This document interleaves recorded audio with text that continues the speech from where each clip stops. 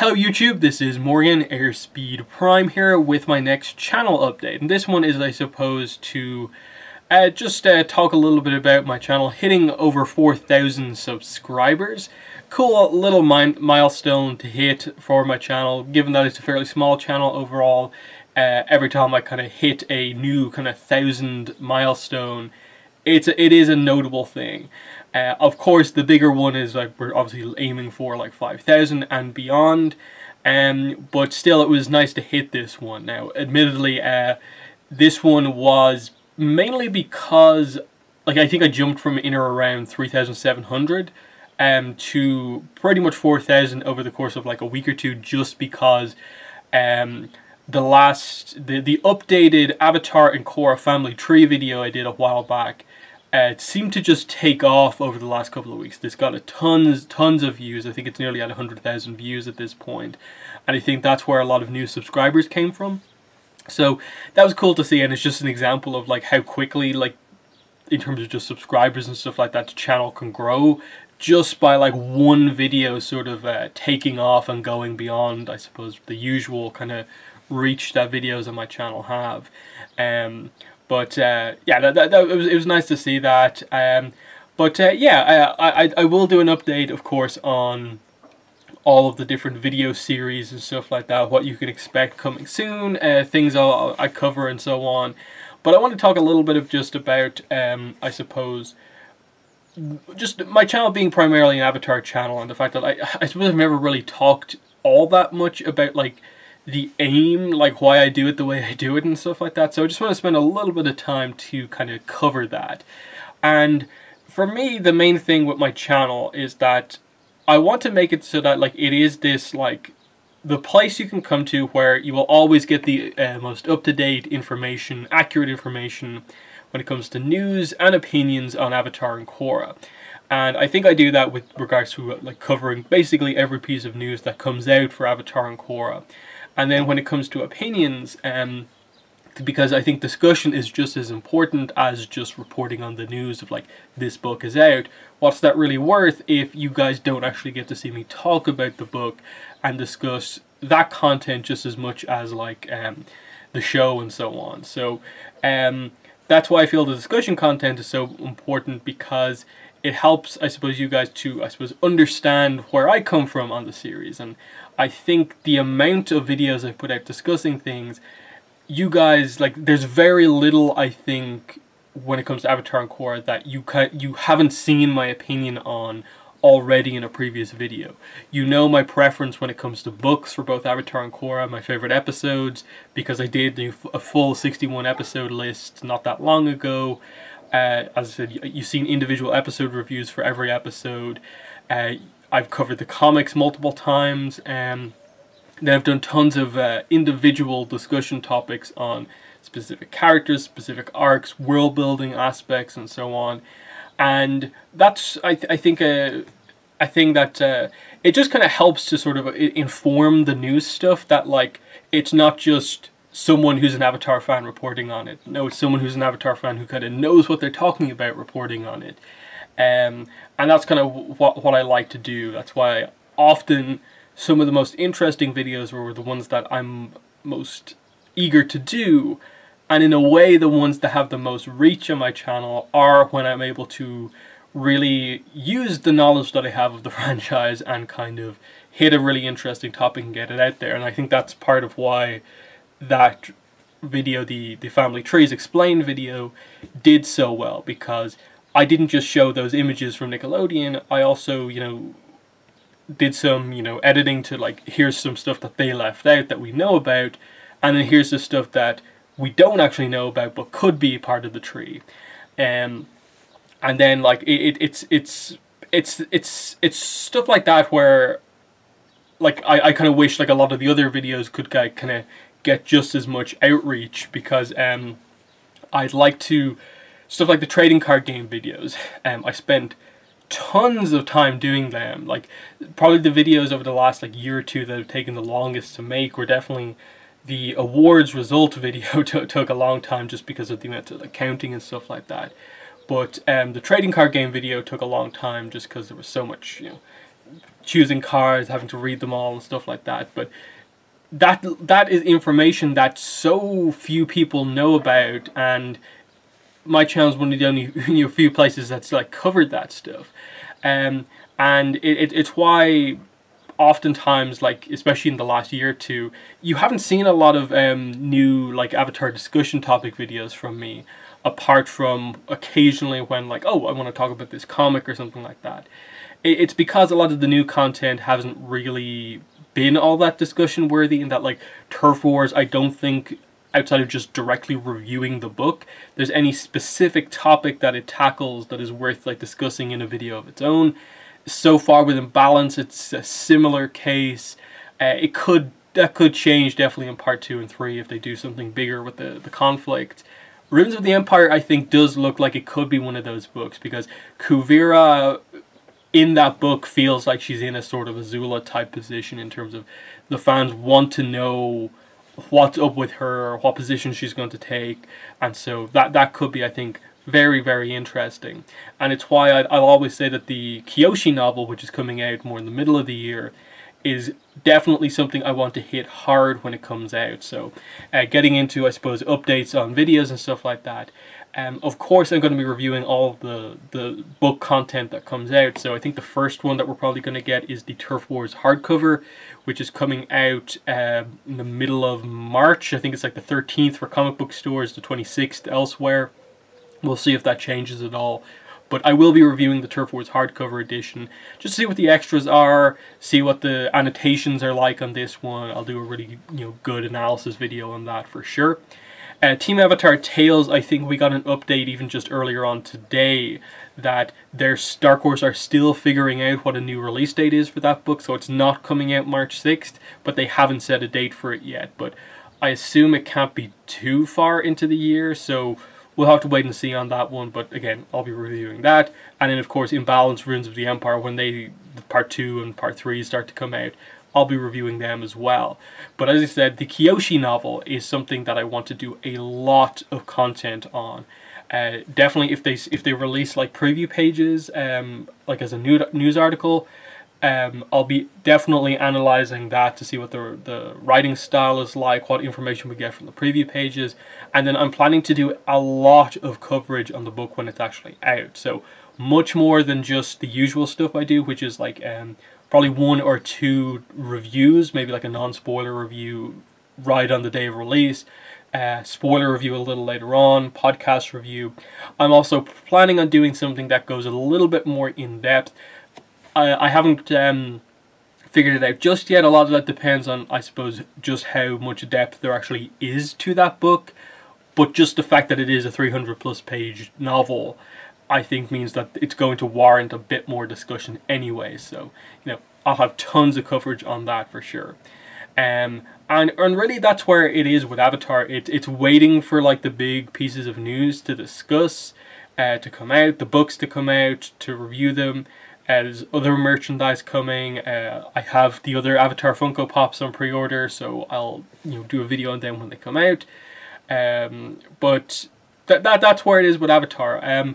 I don't like to force a discussion topic. I know it, at least initially I was calling it the Avatar Weekly discussion topic, but it's something that like it's very difficult to do without just kind of forcing a discussion when I don't really want to, in that like I could very easily do a discussion on like, oh, let's talk about just Toph in this video, but if there's no new angle on it, it doesn't really interest me all that much to talk about it. I have no problem talking about Toph just in general, but I don't think it's the most interesting video to just like generally discuss the character if there's no like new angle or specific thing I want to actually mention about her. And that's why a lot of times like there will be weeks where I don't have a discussion topic video, because I don't want to just force one out when there's really nothing to talk about. So that's definitely where I'm at. I'm very much at the mercy of just the news cycle and the content and the quality of the content that comes out. So that's pretty much like all of the Avatar stuff for the most part. The Dragon Prince, obviously, Season 2 starts tomorrow. It airs, all of it airs tomorrow on Netflix. I will be doing reviews. I talked about this, I think, in a video last week. But again, to confirm that, I will have 3 videos out tomorrow. I think it is 9 episodes again for this second season. I'll be doing, of course, the first video will be me reviewing the first 3 episodes. The second video will be the second group of 3 episodes, and then the last video will be, you know, episodes 7, 8, and 9 from season 2. And probably at some point, like next week, I'll do a more in-depth review, kind of discussing the season as a whole, and then we'll see if we want to do a podcast review as well. And then hopefully there'll be some news about the Dragon Prince, about confirming more seasons, because they're a little bit slow confirming season 2 after season 1. Hopefully they're more on top of that here, and we can get more insight into how big they're going with this.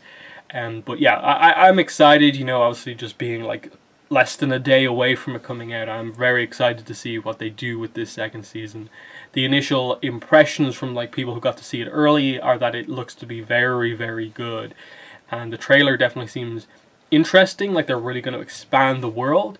I hope this is what really turns it into something that I really, really care about. As for other stuff on my channel, the anime stuff that I do, which is mainly like, of course, Naruto, Boruto, more recently, The Promised Neverland, Attack on Titan I know is coming back.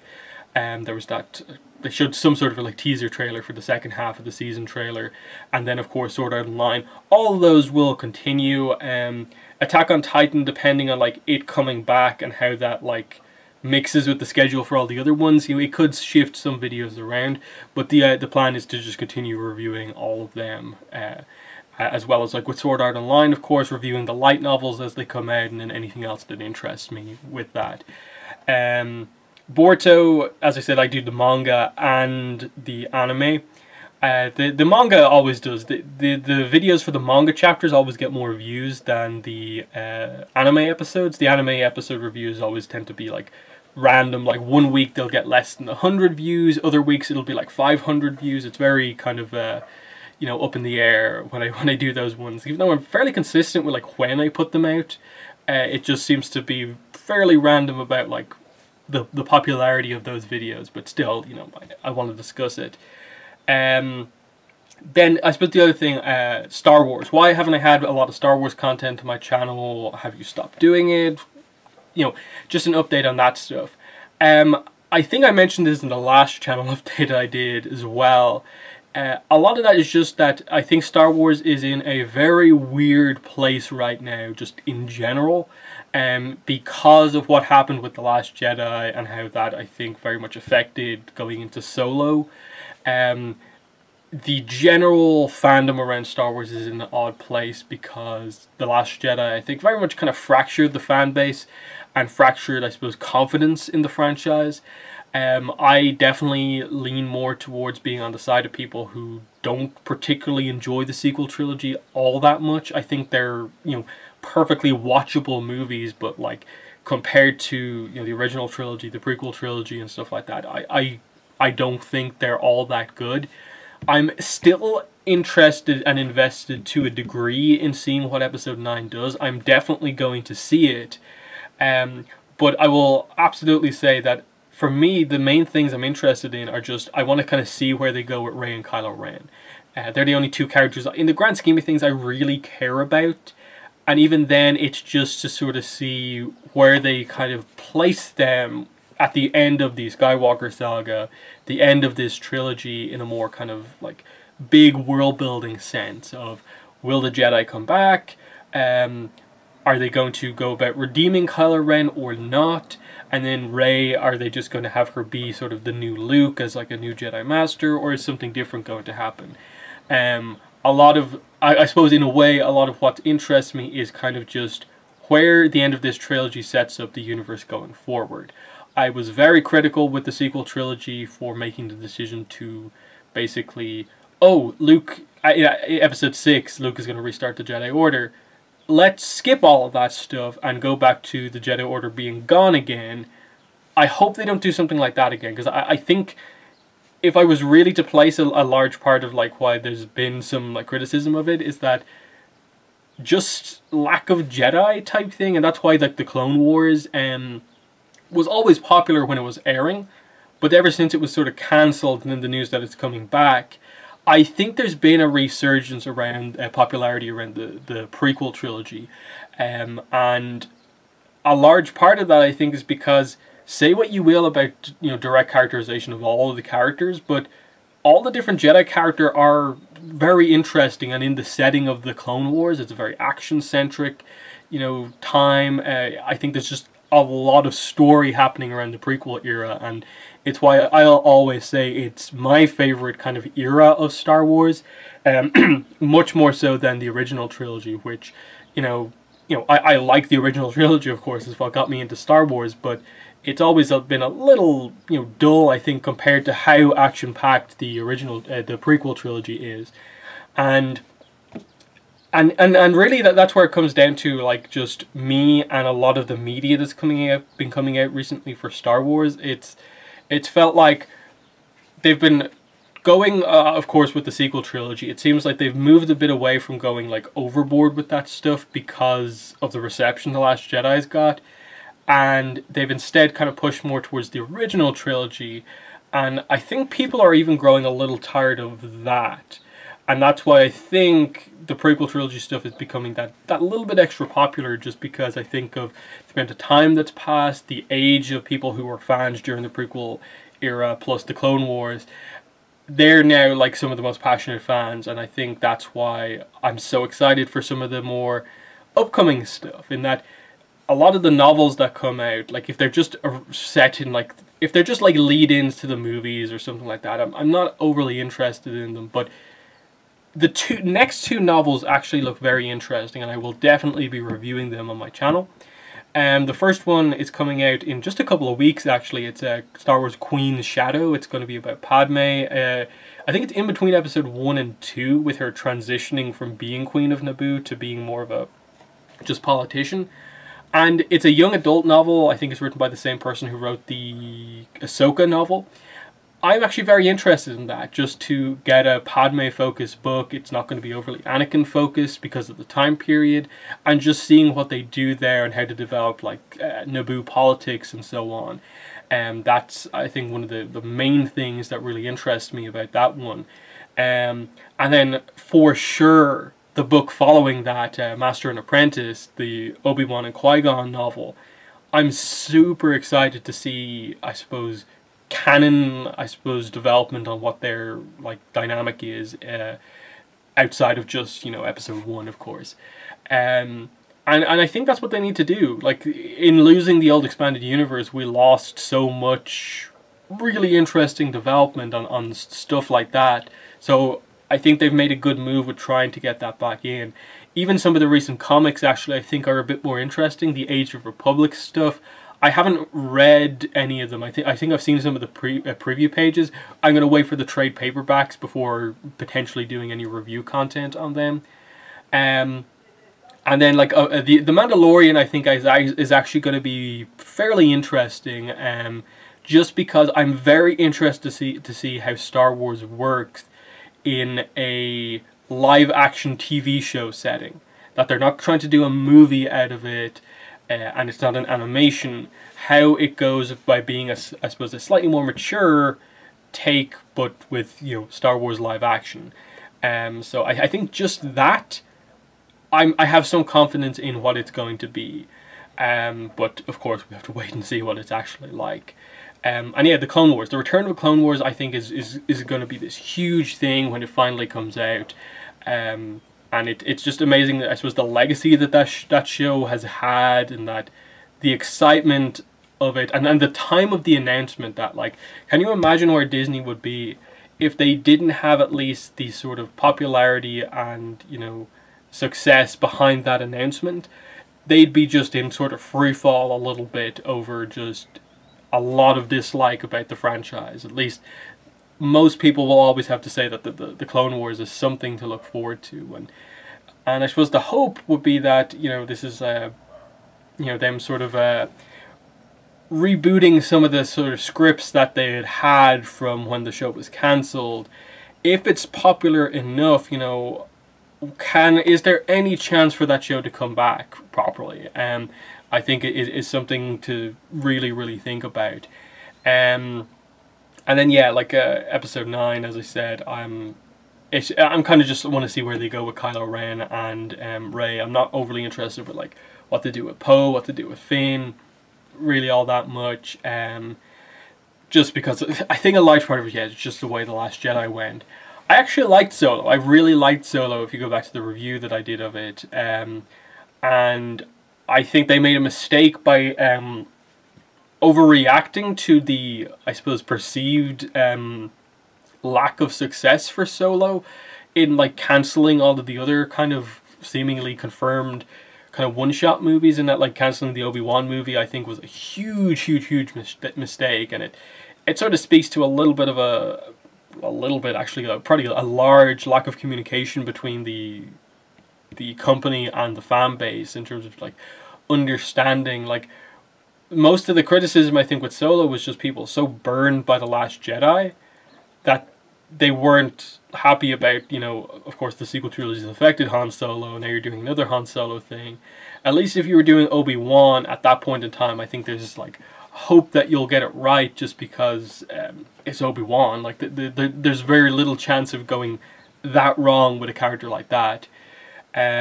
So yeah, that's where I'm at with Star Wars. I think we are gradually getting to a point where things are better, but it's going to be very interesting to see what episode 9 is received like once like the trailer comes out, once the movie actually comes out, and where we're really heading from here on out. In terms of movies, I think the movies that they need to tell are, they need to go Old Republic. I think they have to do Old Republic, and I think they need to tell us the origin of the Sith. In terms of just a major story beat, I think that in Star Wars that needs to be told, I think they need to have a kind of mass market version of that story out there. I think the Darth Bane trilogy, in terms of novels, are all excellent, but obviously not everyone reads the books.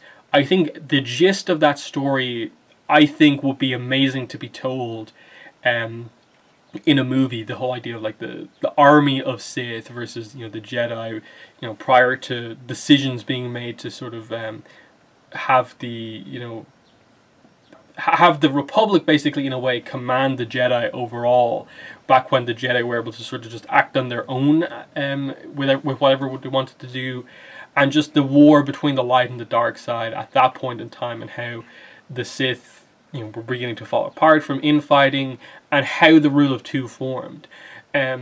Get to that point of basically explaining the whole how Yoda knows that it's you know, always two there are. How does that come to be? I think that's just an amazing transitional point, because I suppose the philosophy of the Sith isn't really tackled all that much in any of the movies that we've had so far. There's a general idea of, you know, them being fueled by their emotions, but the actual philosophy from their side of things, not just told from the perspective of, you know, the good guys, the Jedi, I think is something that should absolutely be told, and have that kind of movie where you are focusing on the villain as your main character. I think it's, I was making Bane officially canon, making him a noted character, I think is something they should do, and it would have the bonus of course, a lot of people being fans of the old expanded universe, and then a lot of people knowing the general era from the games. If you did that and you got it right, you are telling a story that includes a lot of Jedi, a lot of Sith. You can have lots of lightsaber fights, and it sort of solves that kind of puzzle of, it's similar to the prequel era in terms of the stuff that people like, of the war setting, always allowing you to see a different planet, different action, always having Force users around, which we haven't in the recent stuff because of the decisions that they've made. It just makes for, I think, an important piece of like world building to be told, just expanding the villain and the villain philosophy more, who the Sith actually are, and not just everyone sort of knowing it because they've read stuff from the books. I think that's a decision they absolutely should try to make.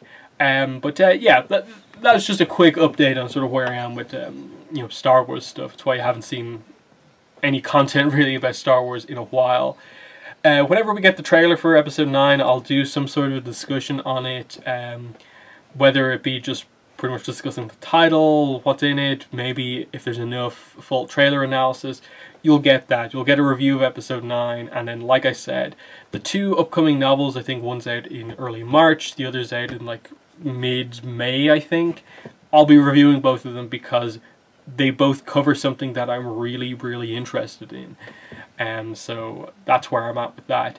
Other than that, you know, if there's anything else that I feel that is worth kind of tackling in a video, you'll definitely see it. So thanks for 4,000 subscribers, but yeah, that's been the video. Thanks for watching, and bye.